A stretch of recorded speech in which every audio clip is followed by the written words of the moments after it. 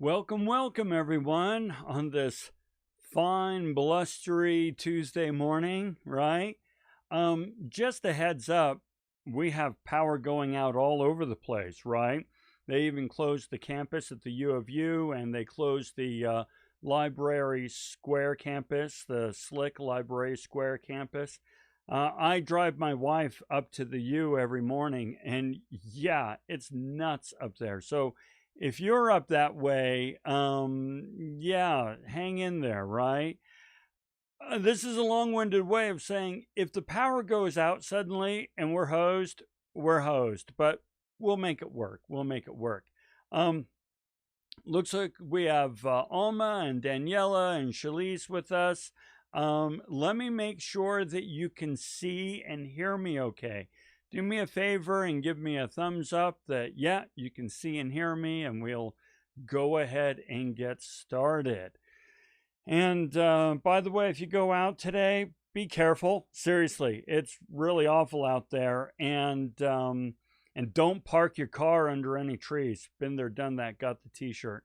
Nicole, fantastic. Sounds like you can see and hear me, so great. Let's with that then, let's go ahead and get started. Today we are doing the first part of our lecture on cultural differences.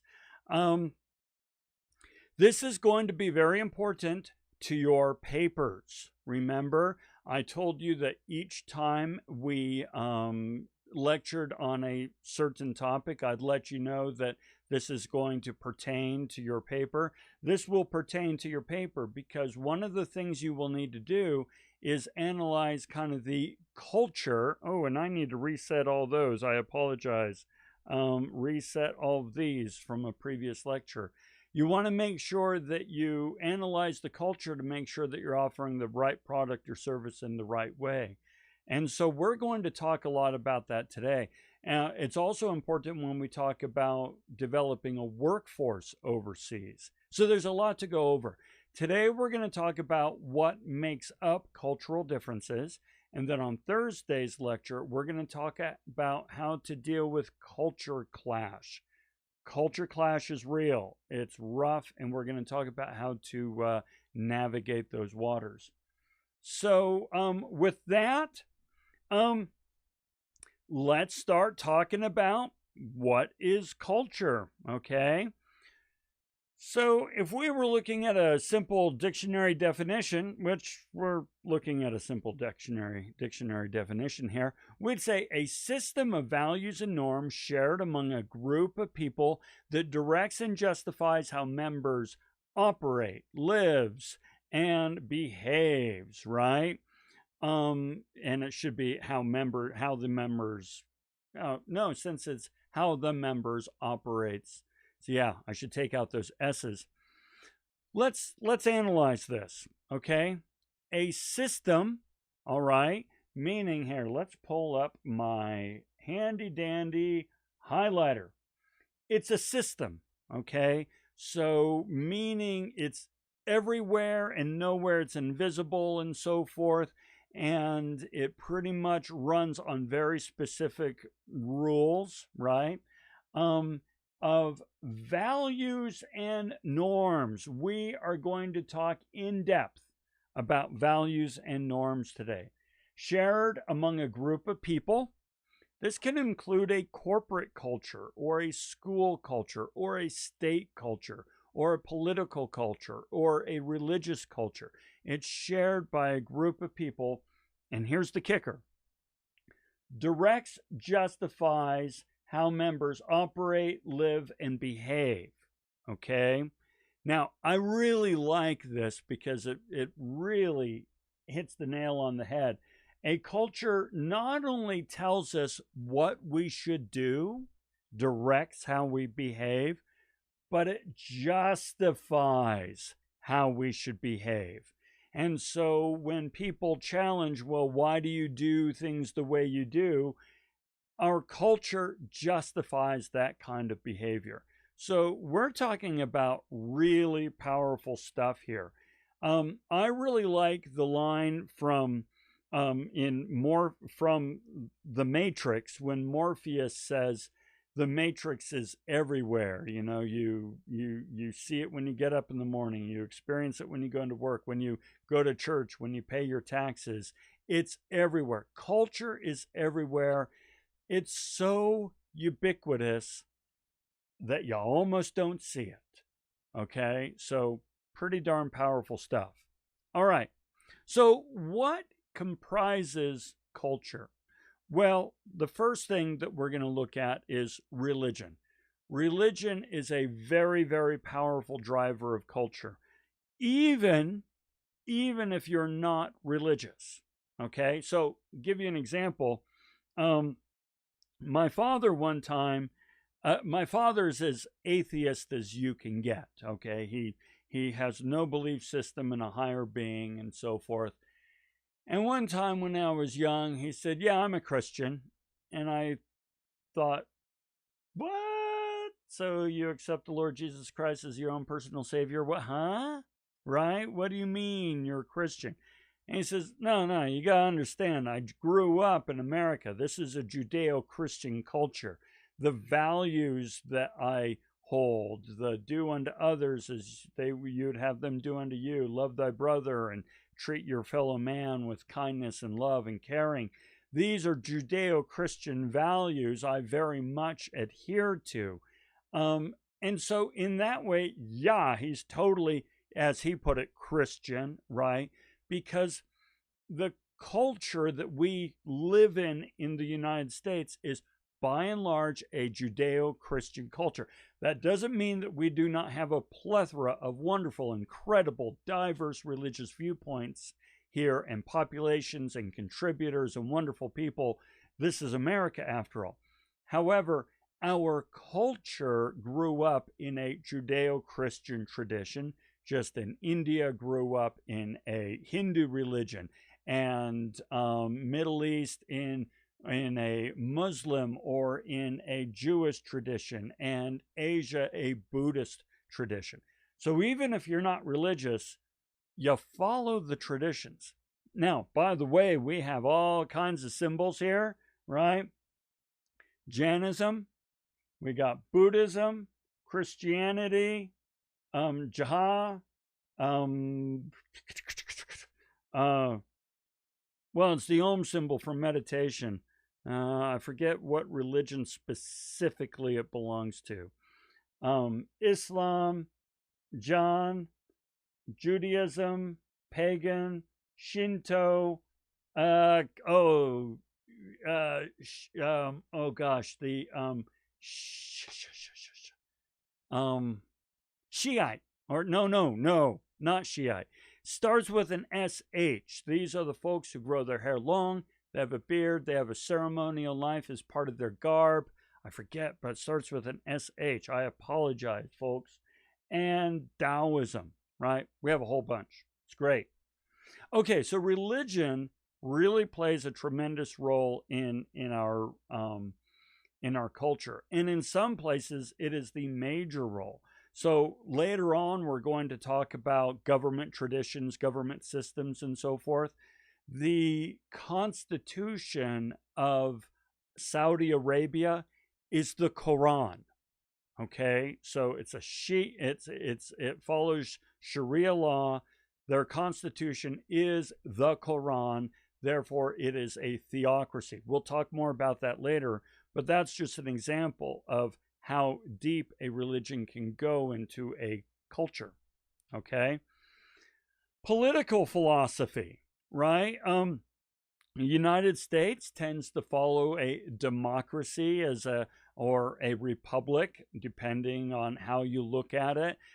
We are a democratic republic. If you get really technical, the United States is a democratic republic, meaning we elect leaders who then also elect leaders. So that's deep in our political philosophy. It's how we grew up. All of our traditions and so forth are around democracy and the republic. Other countries have different political philosophies. We have democratic socialism. We have socialism. We have theocracies. We have communism. We have any number of different political philosophies. These definitely influence the day-to-day outlook of the people, as we're going to see today. Okay? Economic philosophy. The United States tends to be a free market economic philosophy. Other countries have different economic, approaches. And so to what extent do they allow the free market to take place? We're going to talk in depth about that in these lectures. And to what extent do they feel that the economy should be controlled by the government versus controlled by market forces? Okay. Then we have communication, both verbal and nonverbal communication. So, hey, looks like we have Vajal with us, so fantastic. Nonverbal communication could be how close we stand to one another, whether we gesticulate a lot, body language. If we interrupt or don't interrupt, it is different in different cultures, whether or not that's rude or polite.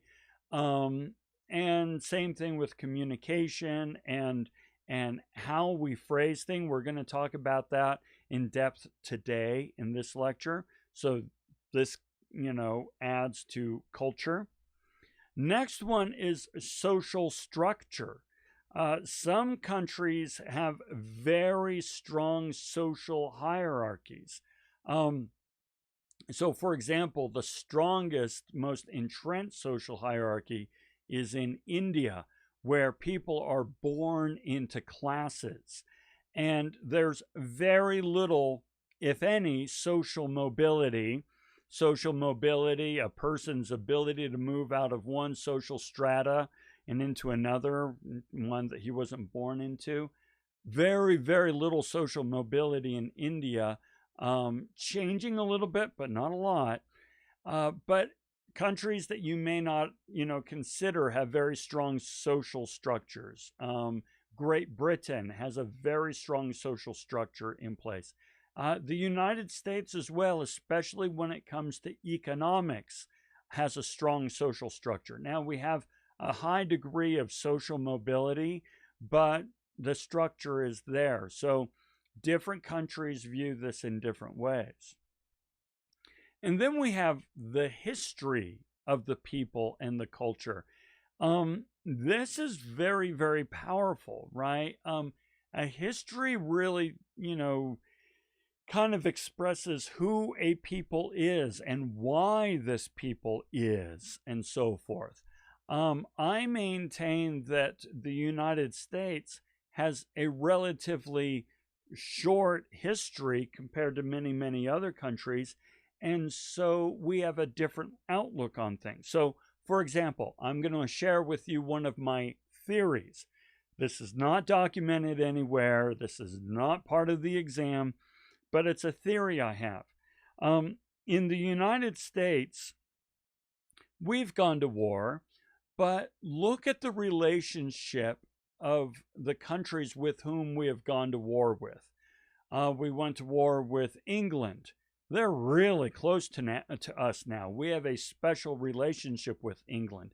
We are Anglophiles. We went to war with Spain. All right, Spain's great, fine, fantastic. We love Spain. We went to war with Germany. Germany, they're fantastic. They're great. They're marvelous. We love Germans. We do all kinds of business with Germans. We went to war with Japan. Oh, yeah, the Japanese are awesome. We love Japan, and we've done all kinds of business with Japan. Vietnam, we're investing tons in Vietnam right now. It is a business mecca out there. So here's my point. Americans, and this is my theory, when we go to war, we see it as a temporary disagreement and hiccup in what will eventually be a fruitful business relationship. Okay? We go into all kinds of wars thinking, hey, trust us. On the other end of this, we're going to be great friends and we're going to do great business together. and we're both going to benefit. Okay? I'm not saying it always works. I am not saying it always works. I am not saying it always works. But that's kind of our mindset based on our history. We've only been around 200 years. What do we know? Whereas other cultures have been around for centuries, and their history goes way back. And you can't just erase all that. And so their view of conflict and war and disagreements and so forth goes way, way, way, way back. And we, in our history, we can't fathom that. We don't understand it because we're babes. We're new in this world. Okay? Customs and traditions. We're going to talk about these, but customs and traditions make up a culture, as well as the stories and mythologies that we tell. There's one of the things about stories and mythologies is they really reinforce the values and behaviors that we aspire to, and toss out the values and behaviors that we want to avoid. So, for example, we love to tell stories in this country about, I came here with nothing but the shirt on my back and $1.27 in my pocket, and I pulled myself up by my bootstraps, and I'm a self-made person and an entrepreneur, and, you know, I did it all by myself, and that's what America's all about. We love those stories. We tell those stories all the time, right? Because that's kind of the American story. The immigrant comes here with nothing and takes, you know, uses this land of opportunity to grow and do amazing things. So Shalise here says, it makes sense why we are going through so much craziness right now. Each country, you know, has done it. Yes, and we're going to talk more about this. We're going to talk a lot more about this today. So bear with that. But great comment, and we've now got our first contributor. So let's get those numbers up there. So each country tells its own stories based on what's important to them and reinforces desired behavior among the society. Okay, so that brings us to values, norms, folkways, and mores. All right, I want to define each one of these because every culture, our own included, has values, norms, folkways, and mores. Values.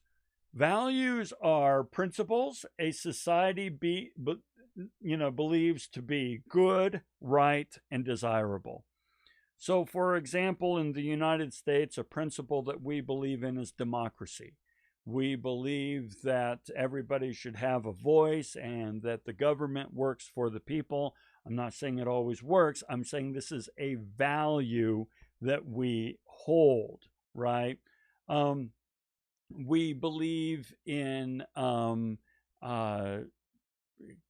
another value that freedom, individuality, right? We are very individualistic. We're going to talk in depth about this today. So individual freedoms are a driving value. So democracy, government for the people, of the people, by the people, whatever that phrase is. Individualistic, individual freedoms. These are things that we value. But then we have norms. Norms are the social rules and guidelines that prescribe appropriate behaviors. Okay? So these are guidelines that, you know, what you do. So, for example, we believe in not interrupting. That is an inappropriate behavior. So listening carefully and letting a person have their speak is kind of a social rule, respecting the individual and so forth. Then we have folkways. These are a subset of norms, routine conventions of everyday life. So, for example, we hold a door open for people. I'm not saying everybody does, right? But that's just, I kind of think more times than not, if the timing is right at a door, you hold the door open for someone. That is a folk way, just, something that we do. We don't cut in line. That's just generally a folk way. We get in line and we wait our turn and so forth. Just we vote and so forth. Things that we do. But then that brings us to mores. Mores are really seen as central to the functioning of society, things that you avoid at all costs. They are so vile that you just avoid it completely, right? It's even awkward to say these things in our culture because they're just so repugnant. So, for example, incest is a more. You think of taboo things, right? Cannibalism is taboo. It's a more. I mean, it's just things that are just so out there to a culture that if you came across these things, you could very well be sick to your stomach. Okay? Now, here's the thing.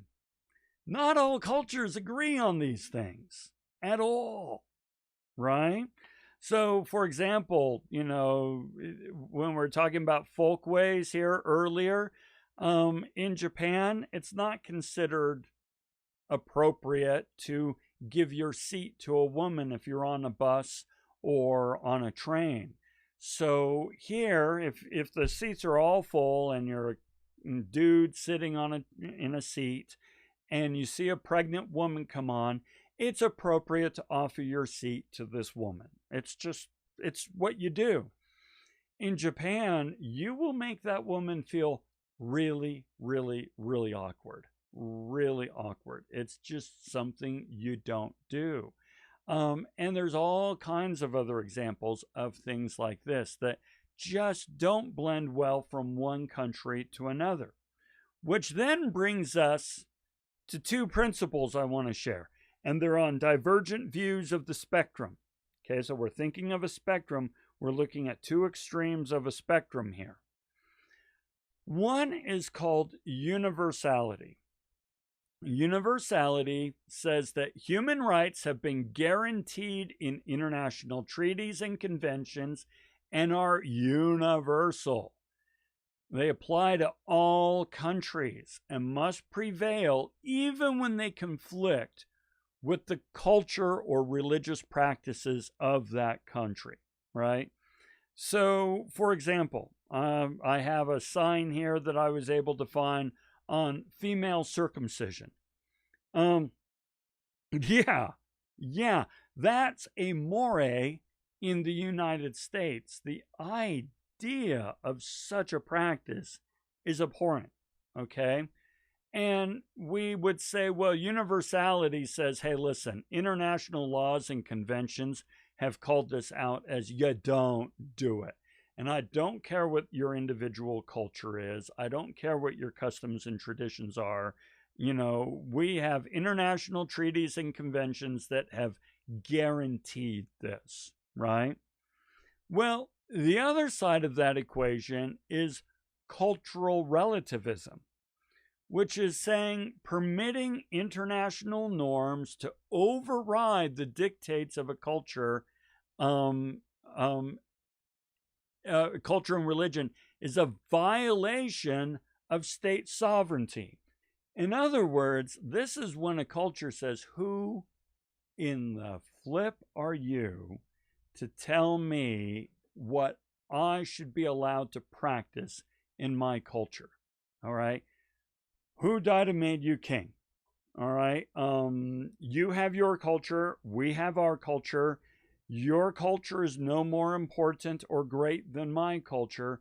And so, no, this is what we do.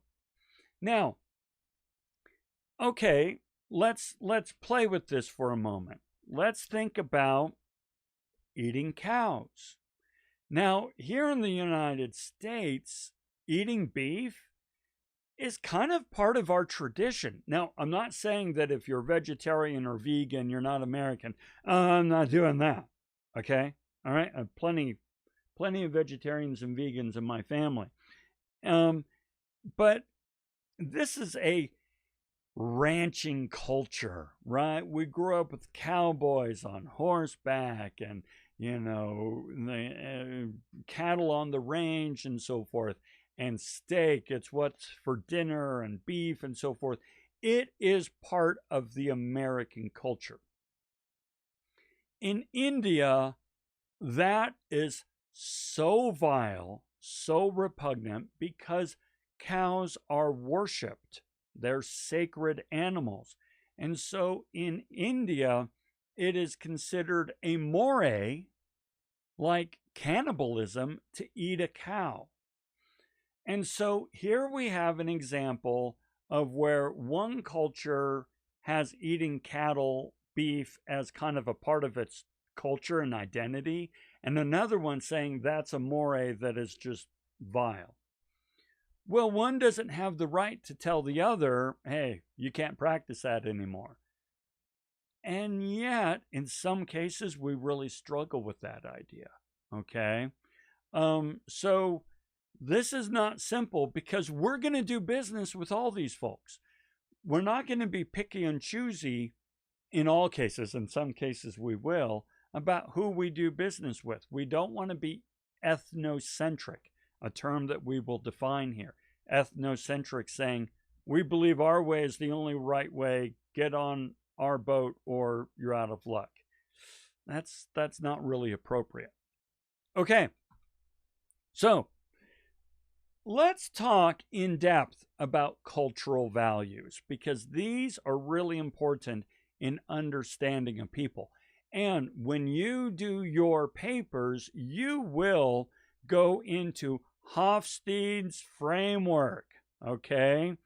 It's right here.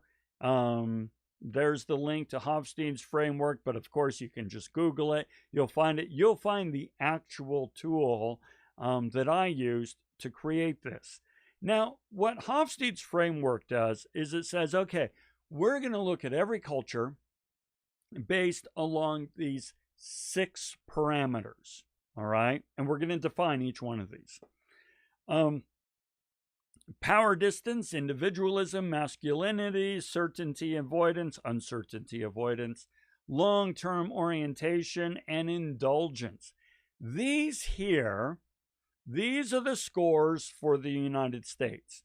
What I'm going to do is we're going to look at each one of these. I'm going to keep the scores up for the United States as a reference point. And then I'm going to show you 2 cultures where I have either lived or worked, and give you stories and examples of how these values bump up against each other. So, first one. And by the way, I want you guys to chime on in. A lot of you have had experience in working with different cultures and so forth. So far, we've got 1 comment and 1 contributor. Let's stack that up, folks. So jump on in and let's play with this. Okay, so the first one in HOFSTEDE'S is power distance. Power distance basically says, to what degree are you comfortable with the idea that power is distant from you? That you do not wield a lot of power, that you do not have access to a lot of power. Power is distant from you. Versus, no, I want power, and I want to be close to those with power, and I want to be able to influence power, okay? So that's what we mean by the degree to which people in a country accept that power in institutions or organizations is not distributed equally, okay? So let's check this out. First of all, United States, 40. That means we're actually pretty comfortable, fairly comfortable with the idea that power is not distributed equally. Personally, myself, I think we should be ashamed of that number. Let's look at these numbers, though. All right. Malaysia versus no, this one is Israel and Malaysia. Israel is not comfortable with the idea of power being distant. They exert power no matter who they are. Lowest in their social hierarchy, highest in their social hierarchy. They really want to be part of the scrum. They want to get in there. Whereas Malaysia, oh, they're totally fine with it. You know, they live in a monarchy. Okay, it's a Muslim country, it's a monarchy. They're very comfortable with power not being distributed equally. Okay.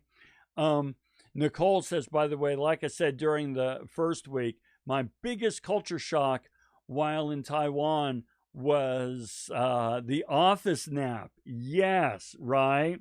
So we're going to give you a real world example there, right? Absolutely. And we're going to do that one in depth next week. So hold on to that one. Thank you, Nicole. Very good.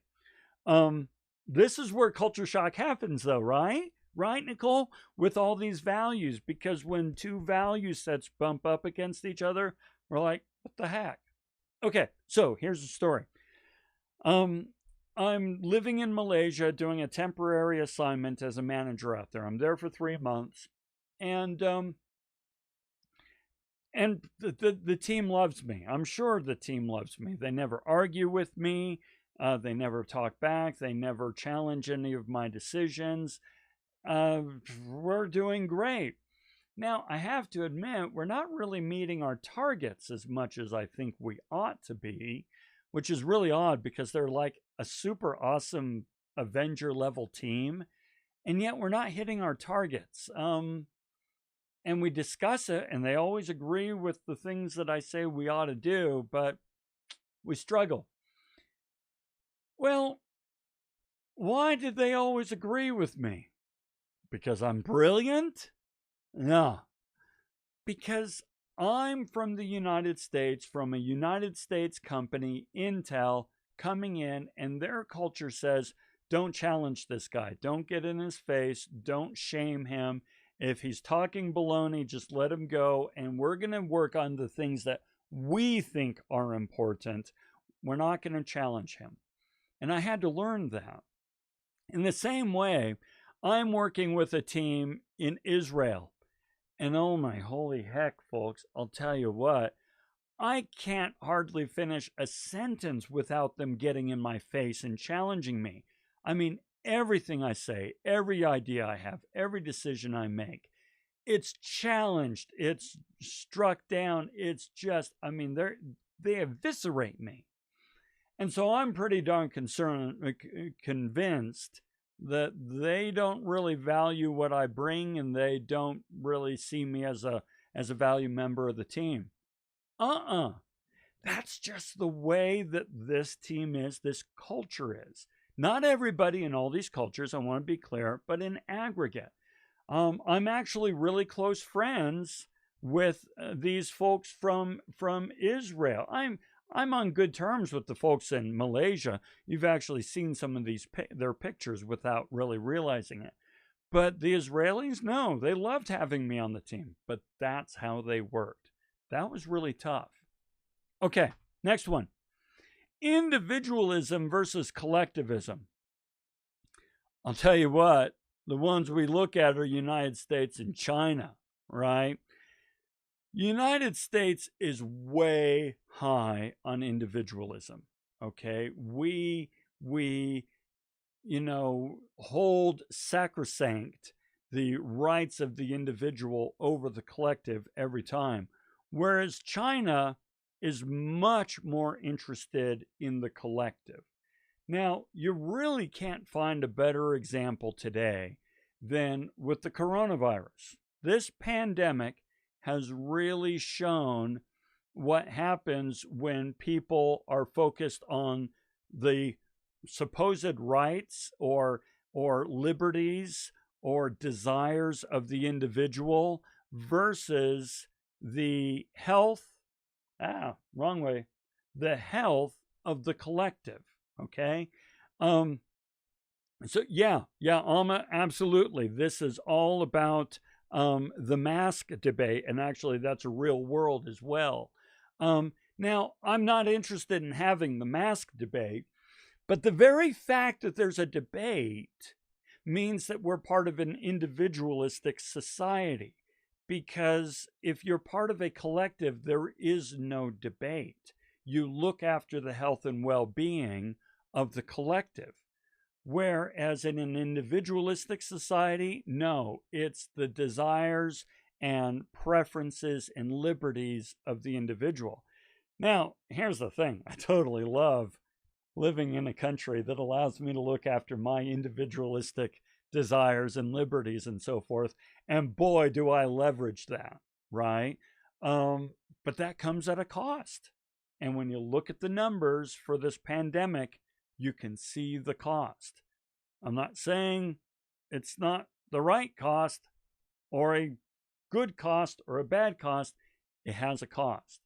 And so when these countries really work together, those who focus on the individual versus collective, very, very tough. Very tough. Okay. Next one, masculinity versus femininity. Don't get hung up on guy and gal, masculine and feminine. This is probably an example of unfortunate naming convention, right? The degree to which a culture favors traditionally masculine values with, say, feminine values. So Japan, for example, very, very high on the masculine side. France, more in the middle in terms of feminine, but more in the middle, but more feminine. United States, more in the middle, but more masculine. So what do we mean here? Well, let me show you what we're talking about. Japan, high masculine. France, more feminine. So, we're talking about, money and materialism versus France would be more quality of life, right? Here we have conflict solved through force versus conflict solved through negotiation. Live to work, work to live. Religion, most important thing in life, less important. Work, not many women in the workforce, whereas in a feminine society, more women in the workforce. Preference for higher pay versus preference for fewer work hours, things like that. So for instance, when I lived in France, I lived in both Japan and France, different times, obviously. When I lived in France, the stores would sort of kind of open at 9 o'clock, and then they would close at around 11:30 and open somewhere around 2:30 or 3, and then close at 5-ish, right? And I'm like, what the heck? What's going on? Well, that's because lunch is the most important meal for the French, and they go home and they have these wonderful meals with the family, and then they go to parks and they go to museums and they spend time together. For them, for the French, it's more important to experience friendship and family and culture and so forth than it is to work 12-hour days, 6 days a week in chase of the almighty dollar. So to give you an example in the workforce, when I worked for Intel, we worked a lot with folks over in Ireland. I had to pull up Ireland on this sometime to see where they are, but they're more on the feminine side, whereas United States is more on the masculine side. So at Intel, we had this phrase called a hard stop. And a hard stop basically meant, hey, when we're on a conference call together, at 3 o'clock our time, we have a hard stop. We have to leave. We are not going to excuse ourselves. We're not going to stay late. We're not going to remind you that we have something to do. We're not even going to tell you what it is. It's just a hard stop. And that's a regular card to play at Intel. It's at the beginning of the call, you say, hey, just so you know, at 3 o'clock, I have a hard stop. And that way, when 3 o'clock comes along, you just hang up the phone and leave. You've already told us. Well, we were working with the folks in Ireland, and every single day at 3 o'clock or at their time, 3 p.m., they had a hard stop. Everybody had a hard stop at 3 p.m. And we finally was like, hey, what's the deal with, we weren't challenging. We were just curious. What's the deal with the hard stop at 3 p.m.? We all go to the pub. That's an example of putting relationships and life ahead of business, which is more of a feminine trait. Okay, so they would play the hard stop card to go to the pub. We thought that was brilliant. Of course, we didn't do that because we'd stay until 6:30, 7 p.m. working, because that's more of the American style. Shalise says here, when I was in South Africa once, it got dark and you wouldn't stop your car at a stoplight because it was a bad carjacking. Yes. And I've seen some really gnarly videos about that sort of thing. Yes. So real life example, but hold on, not that one. We want this one. We're going to explore that sort of thing. Very good. Okay, so let's continue on. Uncertainty avoidance. Some cultures don't like ambiguity.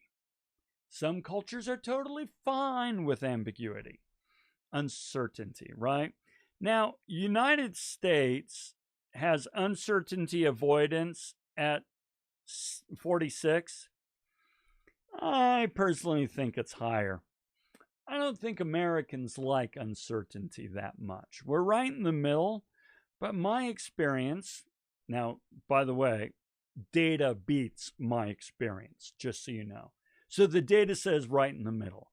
My experience has said, I bet it's a little bit more. I'll give you an example. When I give an assignment for students, I don't provide a lot of details. I'm more interested in the exploration of the topic. I'm more interested in you kind of discovering it and developing it and so on and so forth.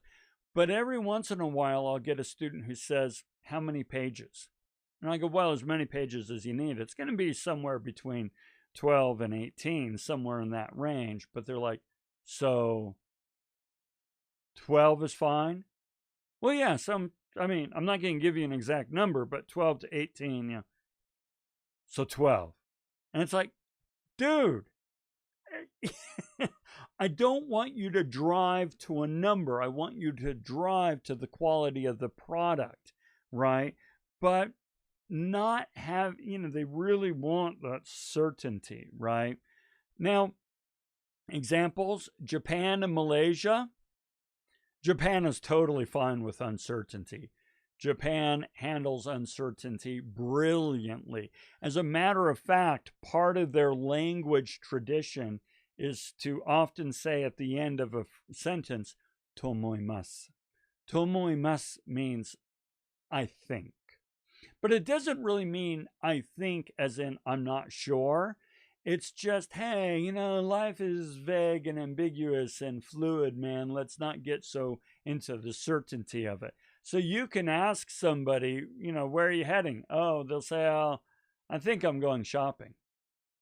Well, you don't know that you're going shopping? Well, yeah, I'm going shopping, but, who knows, right? Whereas Malaysia really likes things nice and clean and crystal clear. No, I'm not drawing.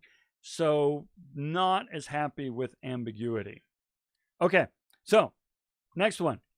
Long-term versus short-term orientation. Check this out, folks. United States, we suck at long-term planning. We really do. For example, I can tell you exactly, and you could actually tell me if we were in the classroom. Trust me, you can answer this question. Here's a question you've never been asked before, but you know the answer. How far ahead does the typical U.S. corporation plan? And the answer, of course, is to the next quarter. Because corporations live and die by their quarterly earnings reports. Okay, these are publicly traded corporations with stockholders and so forth. And so every quarter they have to report their earnings to the SEC, Securities and Exchange Commission, Wall Street, whatever. And then the market will either punish or reward you based on your earnings. And most of the time they punish you. So corporations literally live and die by the quarterly earnings report. And so they'll do insane long-term things for a short-term goal, like layoffs, right? In order to meet our earnings, we need to divest this part of our company, or we need to lay off these folks and so forth, just to meet earnings. Whereas in China, oh my gosh, Asia in general, they can plan out decades. And they do plan out decades. China, when I was a kid, the whole country was peasants. Just peasants. All right? You had an elite ruling class with the Communist Party, and then the rest of the 95% of the country, peasant class. We are talking, people getting really excited and moving up in the world when they could buy an ox to plow their fields. Well, that's not the case anymore. The Chinese are kicking butt. And that wasn't by accident, and that wasn't by planning ahead 3 months. They did this planning ahead decades and decades. Okay, last one. Indulgence versus restraint. This one is basically the degree to which you can, restrain yourself or feel a need to indulge in, enjoying life, having fun, so on and so forth.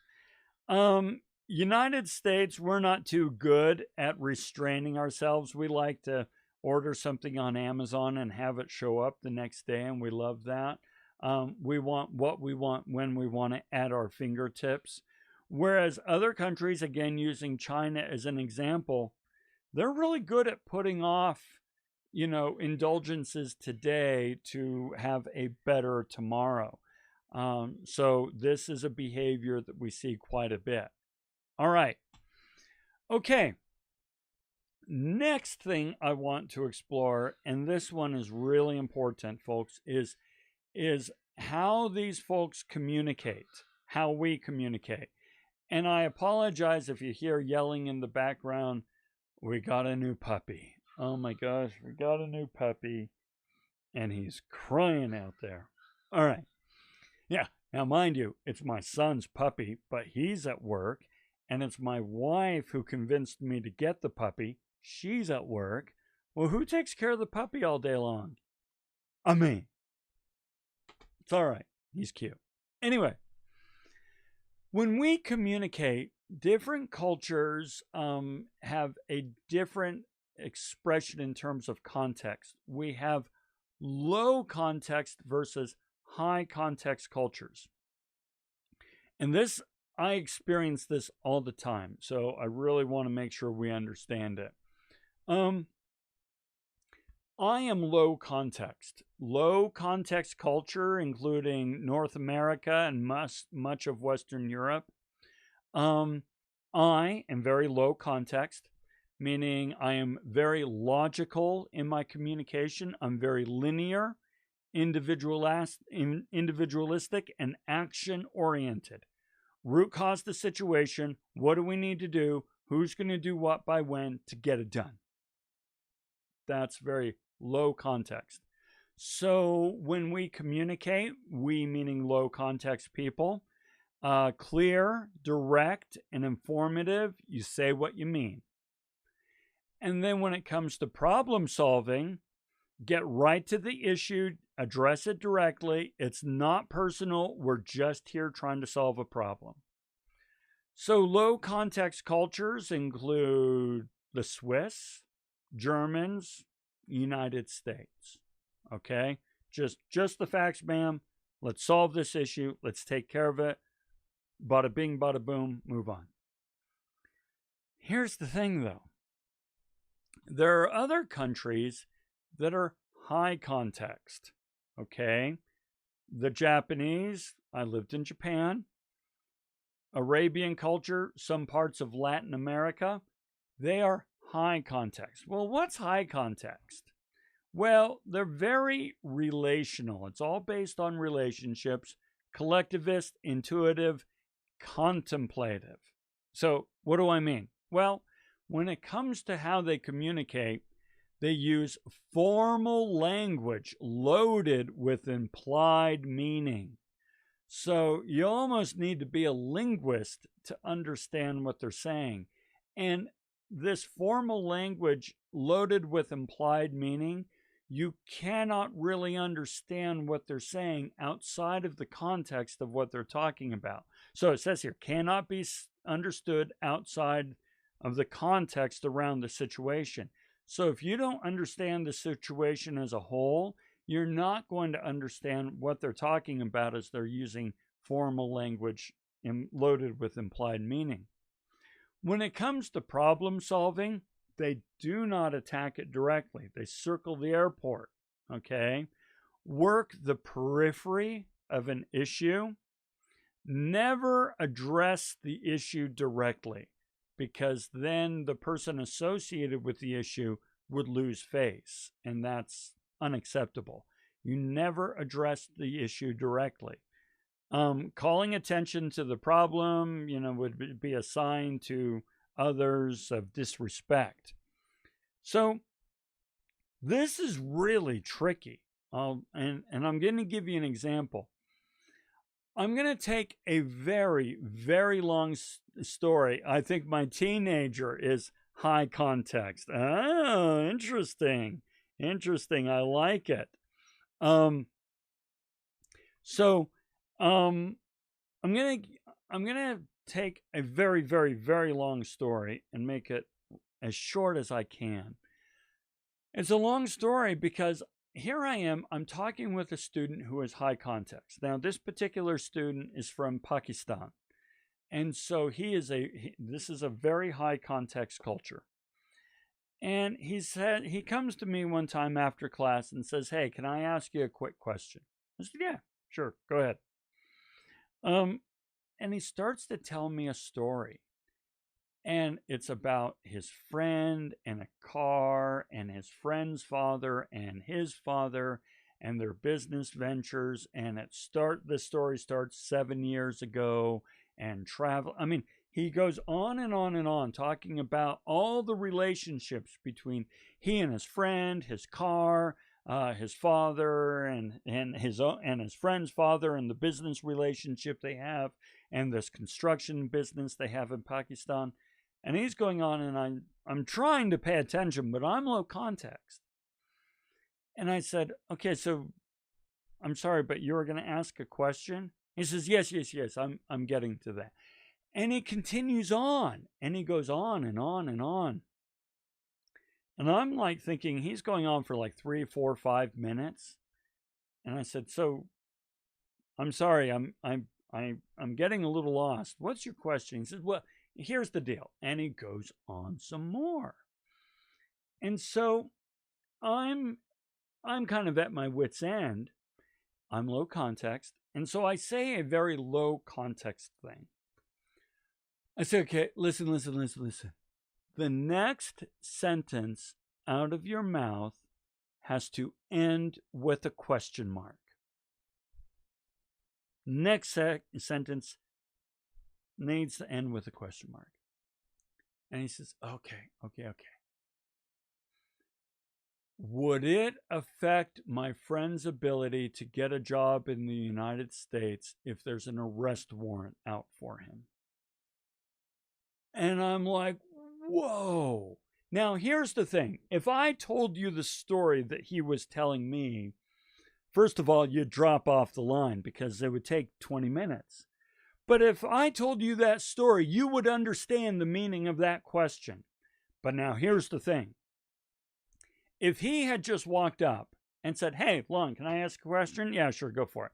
Hey, my friend wants to get a job here in the United States. Would it affect his ability to get a job if he had an arrest warrant? My answer would be, oh, hell yeah. Yeah, he can't get a job. Next question. But that's not what he was asking, people.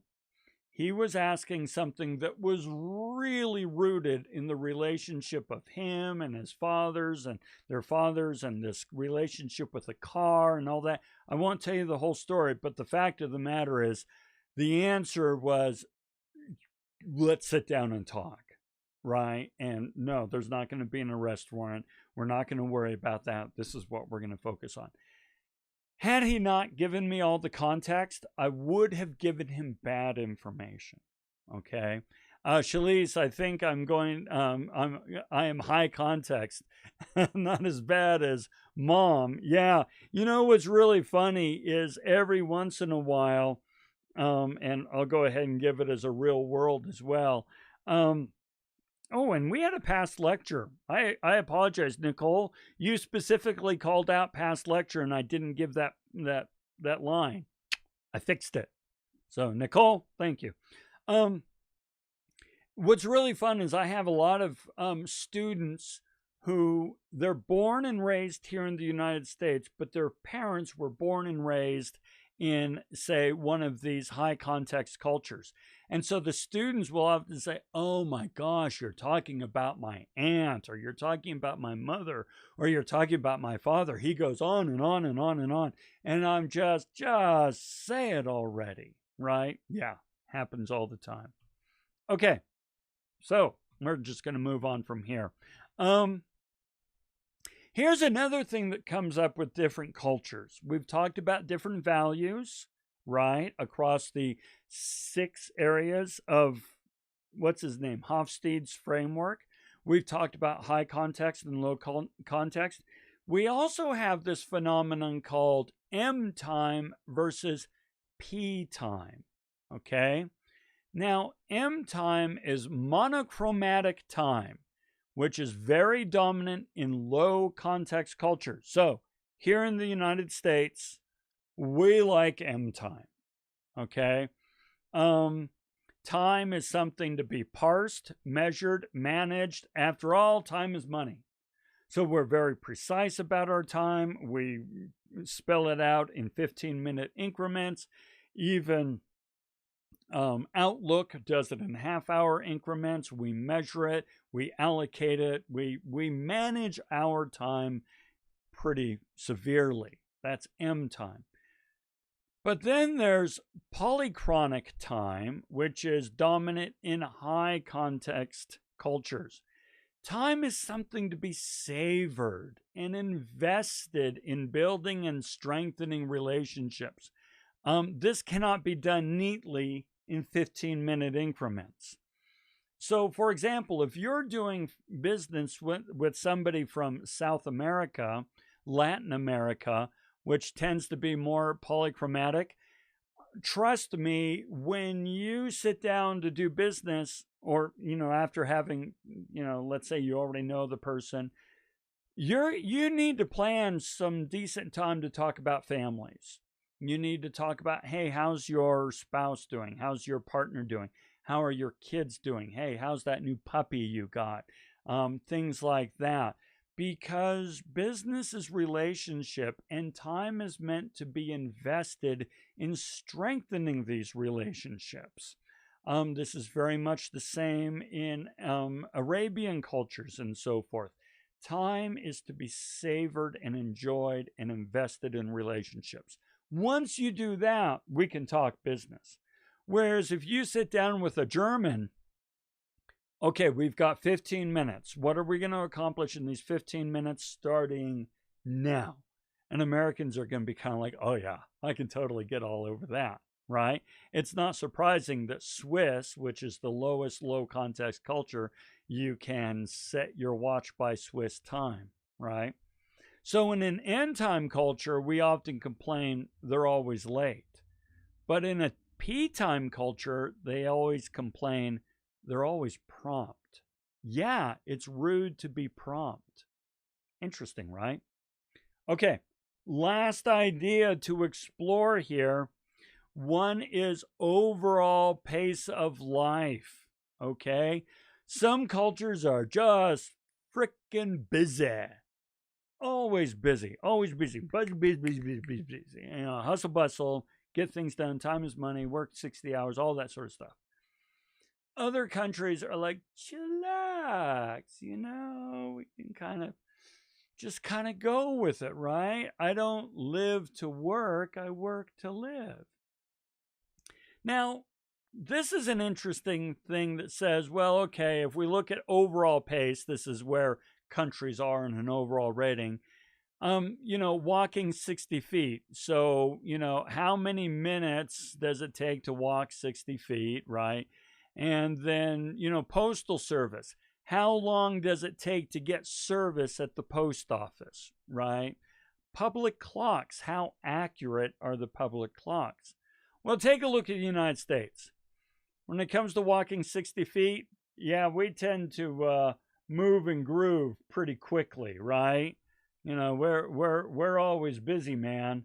So we're right there.